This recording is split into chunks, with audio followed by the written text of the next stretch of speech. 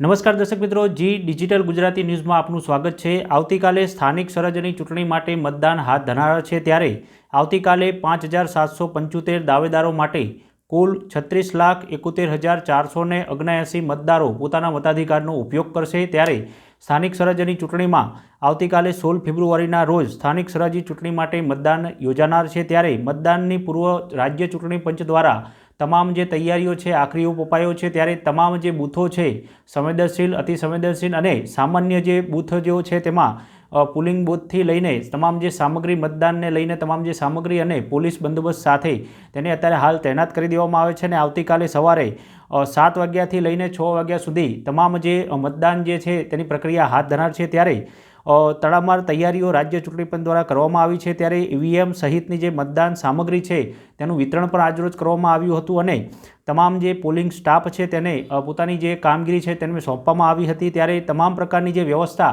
રાજ્ય ચૂંટણી પંચ દ્વારા કરવામાં આવી છે। બીજી બાજુ વાત કરીએ તો આવતીકાલે સ્થાનિક સ્વરાજ્યની ચૂંટણીમાં 68 નગરપાલિકા, જેમાં કપડવંજ, કઠલાલ અને ગાંધીનગર એમ 3 જિલ્લા પંચાયત, તાલુકા, જિલ્લા સહિત પેટા ચૂંટણી યોજાનાર છે। ત્યારે જૂનાગઢ જિલ્લાના મહાનગરપાલિકા માટે વાત કરીએ તો 251 મતદાર ઉપર આ ચૂંટણી યોજાનાર છે। ત્યારે 68 નગરપાલિકાના કુલ 2039 મતદાન મથકો પર આ ચૂંટણીની જે મતદાનની જે પ્રક્રિયા છે હાથ ધરાનાર છે। ત્યારે એમ 3 તાલુકા પંચાયતોની જો વાત કરીએ તો 606 મતદાન મથકો પર આ જ પ્રકારે જે મતદાન છે તે યોજાનાર છે। અને સમગ્ર મામલે જો વાત કરીએ તો મહાનગરપાલિકા એનું ટોટલ જે સંવેદનશીલ મથકો છે તેમાં જિલ્લામાં 91 તેમજ નગરપાલિકાના 202, જિલ્લા પંચાયતોની પેટા ચૂંટણીમાં 71, તાલુકામાં ચૂંટણીમાં 171 જે મતદાન મથકો છે તે સંવેદનશીલ ગણવામાં આવ્યા છે અને જ્યાં તમામ પ્રકારની જે બંદોબસ્ત અને તમામ પ્રકારનું પોલિંગ બૂથનું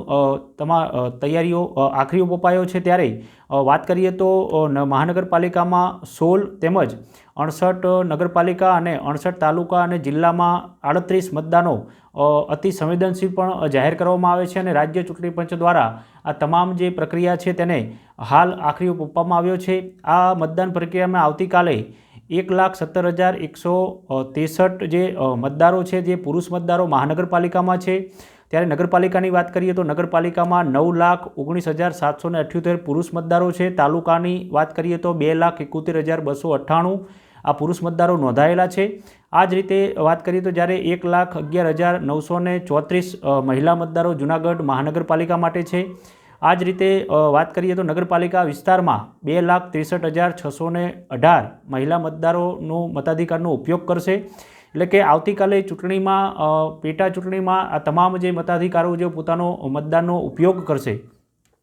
આ જ રીતે તાલુકાની પંચાયતની ચૂંટણીની વાત કરીએ તો 6 ચૂંટણી અધિકારીઓને નિયુક્ત કરવામાં આવે છે। જ્યારે પોલિંગ સ્ટાફની વાત કરીએ તો 1,424 મહાનગરપાલિકા માટે તેમજ 12,080 નગરપાલિકા માટે અને તાલુકા અને જે પેટા ચૂંટણીઓ જે છે ત્યાં 3,660 તાલુકા પંચાયતના પોલિંગ સ્ટાફની નિયુક્તિ કરવામાં આવી છે। આ જ રીતે જો વાત કરીએ તો આવતીકાલે સવારે 7 વાગ્યાથી લઈને સાંજે 6 વાગ્યા સુધીનો જે આ મતદાનનો જે સમય છે, ત્યારે જેમાં મહાનગરપાલિકા માટે 706, જ્યારે નગરપાલિકા માટે 12,080, તાલુકા ચૂંટણી માટે 1,226 પોલીસ સ્ટાફનો બંદોબસ્ત તૈનાત કરવામાં આવ્યો છે। અને આ જ રીતે 68 નગરપાલિકા, 3 તાલુકા પંચાયત અને તાલુકા અને જિલ્લા પંચાયતમાં પેટા ચૂંટણીનું મતદાન શાંતિપૂર્વક રીતે યોજાય તે માટે રાજ્ય સ્થાનિક સ્વરાજ્ય ચૂંટણીના જે ટીમ છે તેના દ્વારા આખરી ઓપ અપાયો છે। અને આવતીકાલે જોવાનું એ રહે કે કેવા પ્રકારનું મતદાન રહે છે અને